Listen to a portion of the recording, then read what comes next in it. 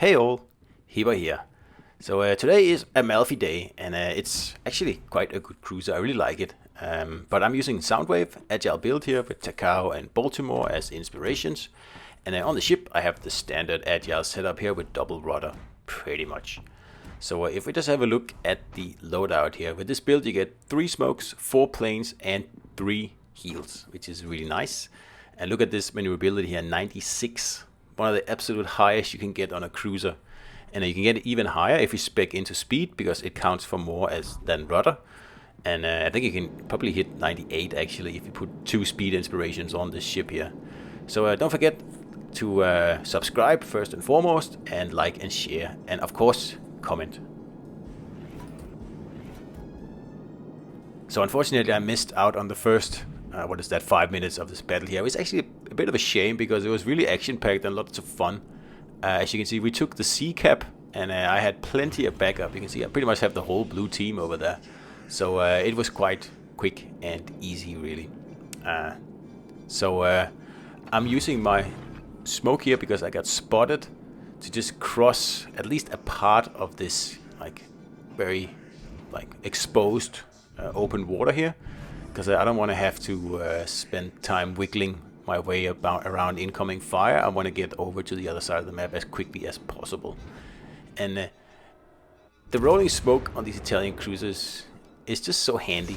You can do so many crazy things in these ships here where, if you get into a bad situation, you can go, uh-oh, okay, I messed up. Well, it doesn't have to be a death strike. I can just pop my smoke and, it's a get out of jail free card. I really like that. But the problem is that you don't have a sonar in the ship here.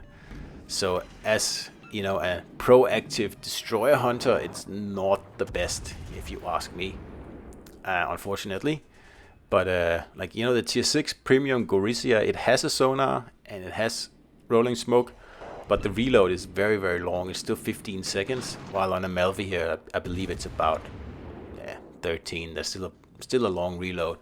But at least you have 6 barrels at the front, so you don't have to get those rear barrels into action all the time like you have to do on Gorizia. And of course, Gorizia, being a premium, has access to sap shells.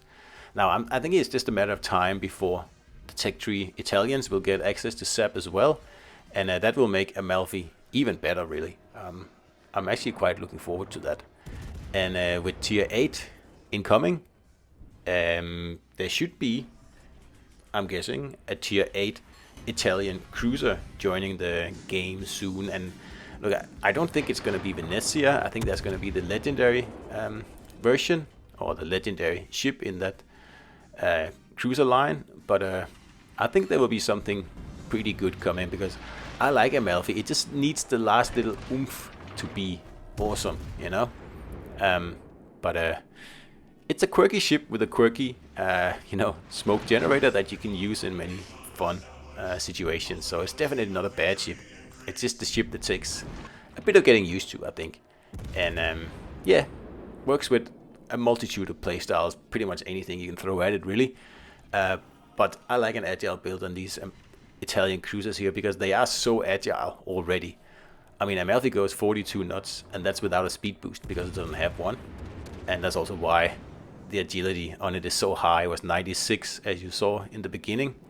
And also these Italians, they turn in a very interesting way. It's like they turn, it's like someone stuck a stick to the middle of the ship, and the ship turns around that stick. It doesn't turn around like the stern like normally. It just feels different, really. And with the full rudder build, you can really maximize this kind of quirky steering here to make them look at how fast this thing here turns. And it's not because Amalfi has a small turning radius. It's actually quite long, but it turns like a pro, and that makes it fun. So we are approaching the final stages of this battle here, and as you can see, we are ahead by 1 ship, but this Iowa here is, coming my way, basically, and I'm thinking that he probably wants to take this cap there, here, that I took, So that's fair enough. So one thing I do in these Italian cruises here, I usually That's actually an unusual torp launch there, because unless there's a very good reason not to, I usually use the wide spread, because these Italian torpedoes, they are so slow that you shouldn't really think about them as torpedoes, because anyone can evade these torpedoes, like you can see there. It's better to, treat them sort of like mines, as a Tactic Angel says. And then I take that to the extreme by using the wide spread. So, you kind of saturate an area, and then you just hope that the low detection on these torpedoes is going to get the hit for you. Because like any, player worth their salt will be, like, it's very easy to outmaneuver Italian torpedoes. They're super slow, but they do have pretty good detection. And when you do it like this, you really only need like a hit, for example. You shouldn't, expect more than one hit, maybe two, when you have the wide spread. But it does definitely help, and I think in the the overall term, like the overall picture, I think I get more hits actually doing that way, instead of using the thin spread and just making it easy for the enemies to avoid the whole torpedo spread. With the wide spread, I get one hit, because it's just pretty hard to guess where these torpedoes are actually coming, especially when you can't see them until it's almost too late. So the battle is almost over here, and it's unfortunate I didn't get to pick up the first 5 minutes, because they actually were the best minutes of this battle here, but I didn't realize that until I already promised to do this video, so too bad.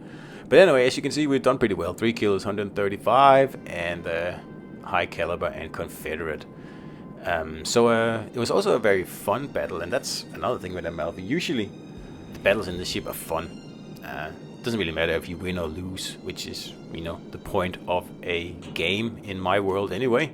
And it's a rewarding ship, just like Gorizia is also a fun and rewarding ship. And it's always fun when you take it out and you get rewarded with, some fun times in the game. So, while it's not my favorite cruiser by any means, I think the Tier 8 might actually be something that I would be very interested in. And I'll do a little bit of research on which one it actually could be, because I don't think it'll be Venezia, but we'll see. So we also just got a Dreadnought in the end here, and you can see Captain Murder and myself, we did 60% of the damage between us. So hope you enjoyed it, and see you out there.